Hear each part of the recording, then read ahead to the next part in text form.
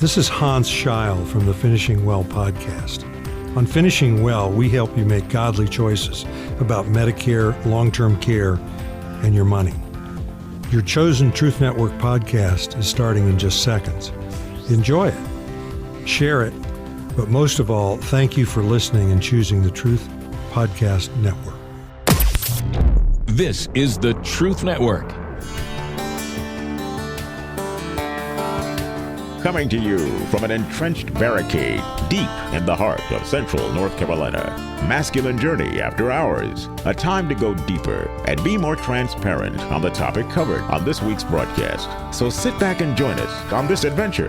The Masculine Journey After Hours starts here now. Welcome to the Masculine Journey After Hours, and we are talking this week about the Proverbs 6:16 through 19. And it's a passage where it talks about the 6 things the Lord hates and the 7 that he finds detestable. Right? And so in the beginning, we got through just a couple of them. Go figure.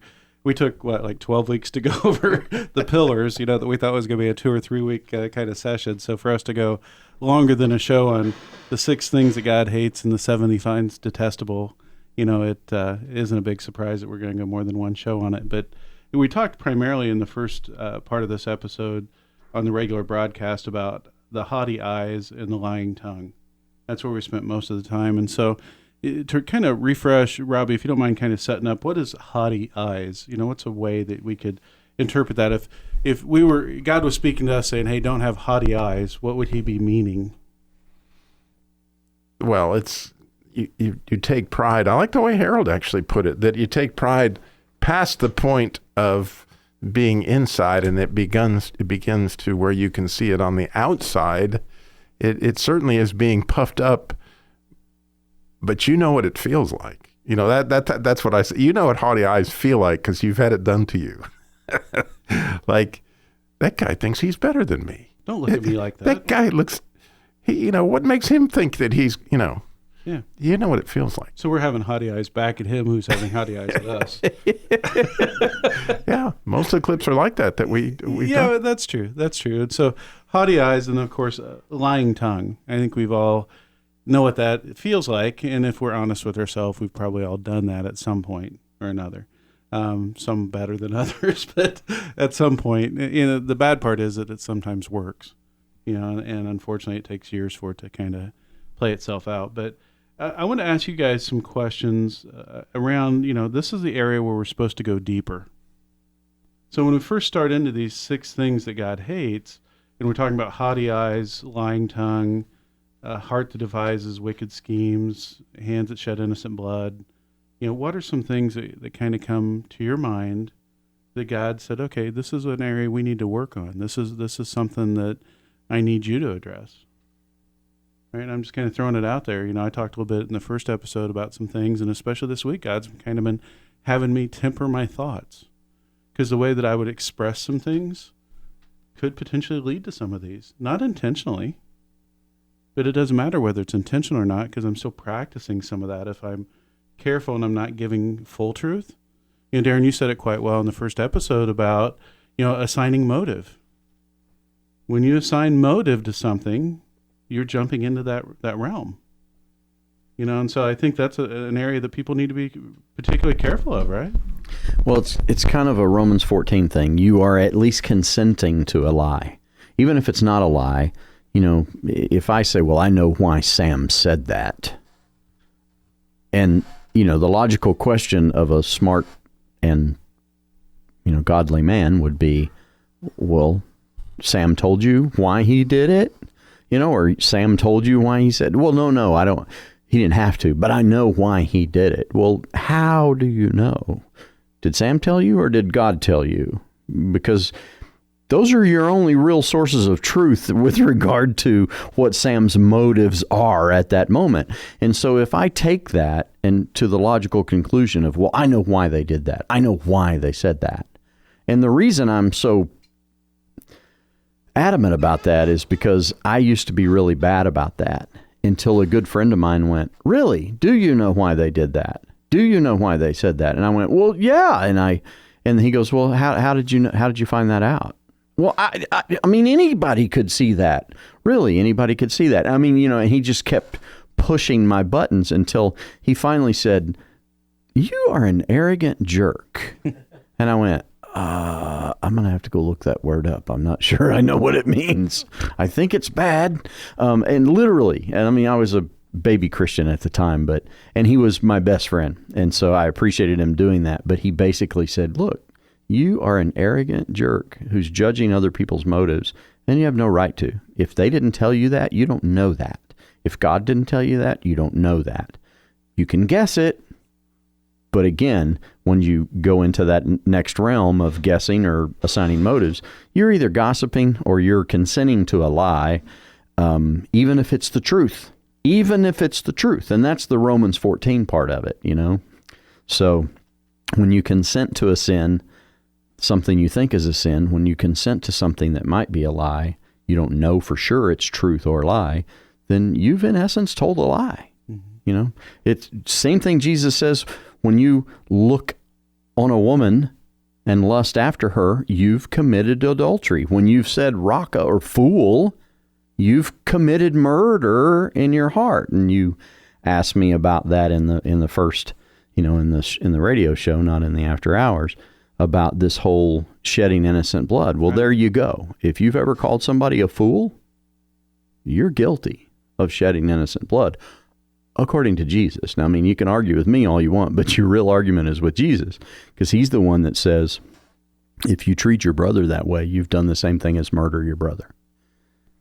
So what about this whole a heart that devises wicked schemes? What if it's for a really good reason? Does that count? Justify it, right? If it's for a good reason, doesn't the ends justify the means? Yeah, well, the classic example that we actually have set up here for us is Richard Nixon, which, if you were to watch the Robert Frost, Richard Nixon interviews, it's a piece of history that was so revealing in so many different ways. But here is a man who got caught up in, the ways he was going to make world peace, and it was going to be a Richard Nixon, deal, like I shared in my show, last week. Don't do the Heisman like that's my football and I'm taking it across my goal line and I've got the stiff arm off against the Democrats or whoever else is in my way to make this thing happen. And so Nixon was going to make it happen regardless of that. However, you can see through this interview that he did have some integrity. He did resign. It had all sorts of ramifications. But here's a guy who's gone all the way down the Proverbs 6:16 road.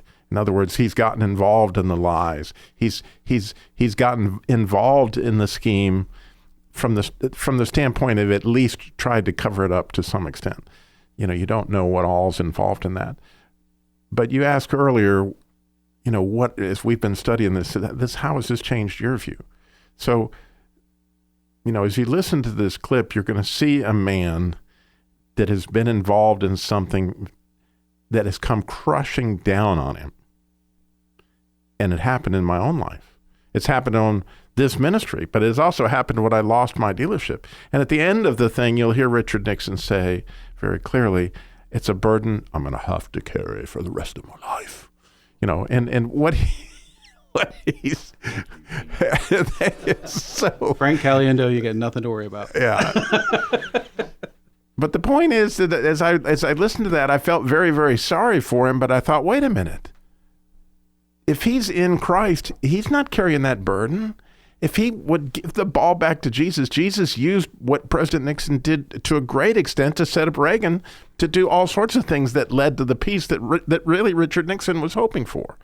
It did set the stage, but it was Jesus's ball the whole time, and what he did was very instrumental in it, and kudos off to him. But instead, he's still got somewhat of the haughty eyes saying, well, it's still your pride that says this is a burden I'm going to carry.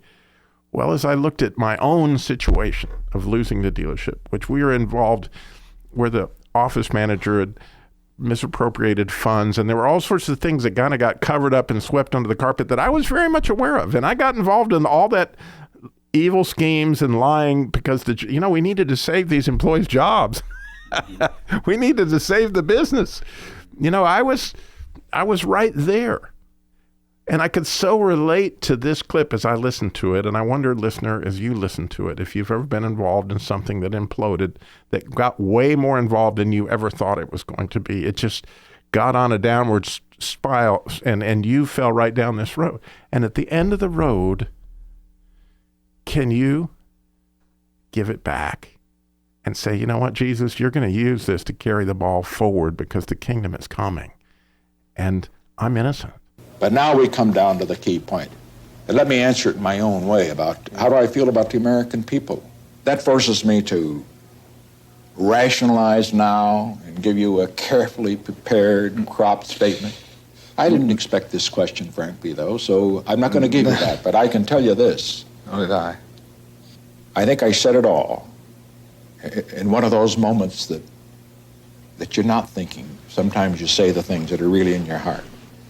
When you're thinking in advance, then you say things that, are tailored to the audience. I had a lot of difficult meetings those last days before I resigned, and the most difficult one, and the only one where I broke into tears. It was the first time I cried since Eisenhower died. I met with all of my key supporters just a half hour before going on television. Then suddenly you haven't got much more to say, and half the people around the table were crying. Les Aarons were just shaking, sobbing. I just can't stand seeing somebody else cry. And that ended it for me. And I must say, I sort of cracked up. Started to cry, pushed my chair back, and then I blurted it out. And I said, I'm sorry. I just hope I haven't let you down. Well, when I said, I just hope I haven't let you down, that said it all. I had. I let down my friends. I let down the country. I let down our system of government and the dreams of all those young people that ought to get into government but will think it's all too corrupt and the rest. Yep, I let the American people down. And I have to carry that burden with me for the rest of my life. So it's simply beautiful that the Holy Spirit came in and gave Sir David Frost that question at just a moment where Nixon was vulnerable. The question caught him clearly by accident. You could hear he said, I didn't see the question coming either. He had thrown his clipboard to the side so Nixon wouldn't know that, or so that Nixon would know that the question wasn't a read question, it wasn't a prepared question, so that he would be able to give an authentic answer. And he did that because the Holy Spirit was giving Richard Nixon an opportunity to express an apology to the American people from the heart, which he did. And in that moment, I hope we all have that chance to say worse, because I've been caught. I'm right there. I've been and I've revisited that place on a few occasions. But at that point, can you, like Richard, go to the valley of humiliation and admit that you went down this road? However, unlike Richard Nixon, can you then give that to Jesus, let him take the ball from the little ball carrier and carry it on to the finish line and join with him on going to the next step? Because he does not want us to sit and revel in that failure. You know, I didn't watch the whole interview. I've heard this snippet, right? And I was alive. I remember when he resigned, and I was younger, but I remember it. I actually remember where I was when it happened. I was in a car riding with my folks somewhere, and it came across the radio that he had resigned. When I listen to that, I hear a man that is trying to be very genuine and very honest. You know, we talk about on this show where, you know, one of the best things that can happen is your pose can be broken. And you're dealing with a man whose pose was broken. But as he's starting to get some perspective, I think the enemy wants to keep him in that bondage of you're always going to carry this burden, because what I hear is the agreement. Right. You know, it may not be an arrogant standpoint as much as he's believing a lie that says this is all you're ever going to be known for.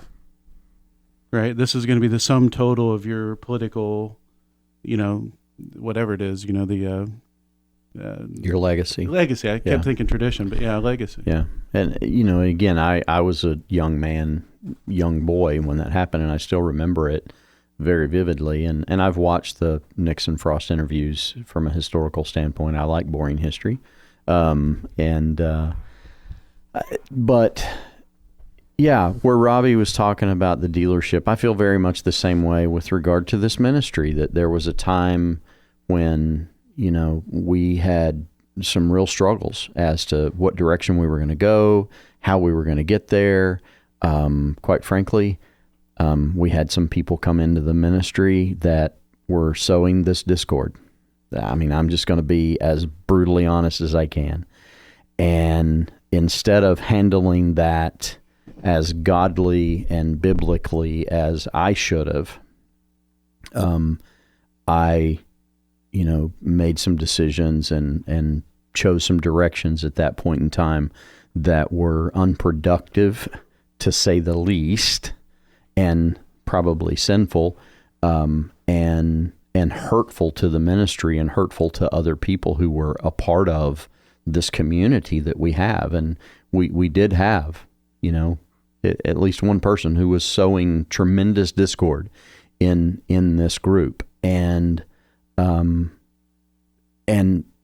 I believe that God did detest that. And I also believe that God detested the way that I handled that, perhaps the way that others handled that in the midst of that. Now, the beauty of that is this, that God can take ashes and turn it into beauty. He can take dry bones and turn that into an army. And so he's done that. He has redeemed that. He has saved that. And this ministry has continued to go, and not just the ministry that people hear on a podcast or whatever, but our community is stronger for it now. And that's all God. And so God can redeem every bit of this. He hates it. He detests it. It doesn't say that he necessarily hates or detests the person. He hates what it does. I mean, he sees these 6 things leading to the 7th, which is creating dissension among the ranks of a community of people, sowing discord in the community, horribly sinful practice. Why? Well, just watch the news. I mean, that's all you got to do. You don't even have to watch the news, really. If you're on social media, if you're on the internet at all, you know how dissension is being sown in the American community, the world community, the church community. It doesn't matter what community. You can see it. It's we've talked about before. I may not know how to define judging others, but I know when I'm being judged. I know what it feels like to be judged, right? May not know how to define this, but I know what it feels like, and it feels like today. It feels like every political ad that's on right now. Yeah.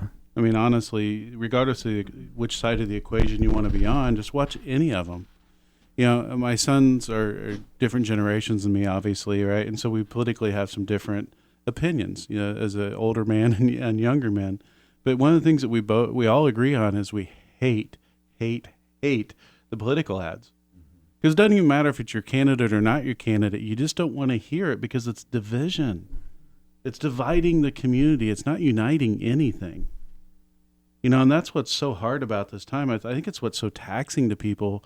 We just can't wait for the second, was it the first Tuesday in November, right? For the first one to get here so it can just be done. Then we can start recouping after that. But, it's just so taxing. And that's just one piece of the equation we've been dealing with.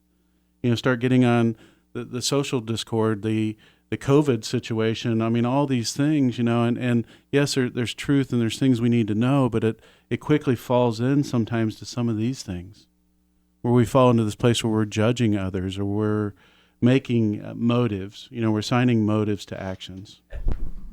Just being honest, I fight it when I go in the grocery store. I go in the grocery store and I wear a mask. Not because I'm trying to protect me.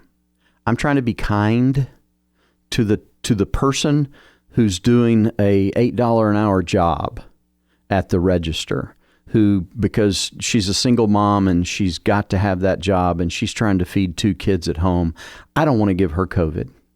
And I got to tell you, I don't care what your thoughts are on a mask. You can be kind, you know?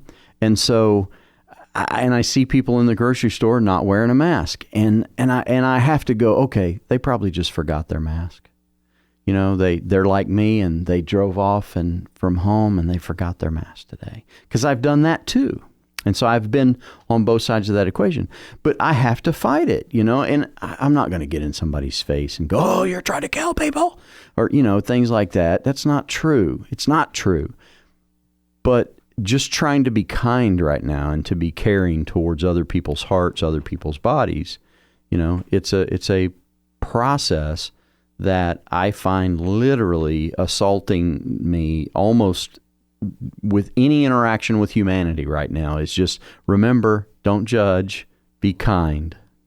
Oh, I'm that way every time I drive. I mean, honestly, when I'm going anywhere, I was Saturday, Robbie, you asked me to come be a part of your radio show, and so I came over here. On my way home, oh my gosh, I was so frustrated by the time I got home because I assigned so many motives to people my whole way home, and they were all idiots. You know, they didn't know how to use a turn signal, or they didn't know where they wanted to turn, and you know, and I was just like, I was so frustrated by the time I got home, and the only person that was worked up in the whole equation was me, right? You know, and it's because I was doing some of this stuff, you know, especially the haughty eyes. I was judging other people, right? And all it did was just tear my own heart apart in the midst of it. Now, Danny and Rodney, I noticed that you guys, you know, when we said we're going to share things, you kept pushing the microphone back and forth like neither one of you wanted to talk. Was that what was going on? Or you both wanted to talk? I don't know which it was. It was like a tennis match. It was. Yeah, we were deciding who was going to go first, and evidently I lost. Okay.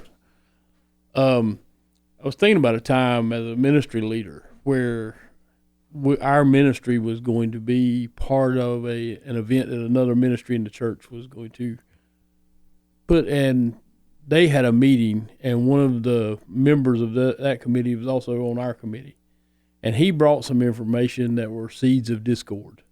Something was said, and it sounded very derogatory toward our ministry guys. Well, I championed that and sowed seeds of discord everywhere. Because I couldn't take it. I thought, you know, somebody's attacking our guys. And so we created a letter and signed it and presented it to the pastor, and which was a very bad idea. and number one, he's a big guy. But anyway, it broke his heart. And we ended up having a meeting, both committees, and kind of behind closed doors, and the discord and the damage that could have been major luckily was averted by God, and it brought us all closer together. But when I look back on that, I think, you know, I bought it hook, line, and sinker. And what I should have done was go to the pastor and go to a couple of people and go, hey, I understood that this conversation was had in that meeting. Is that true?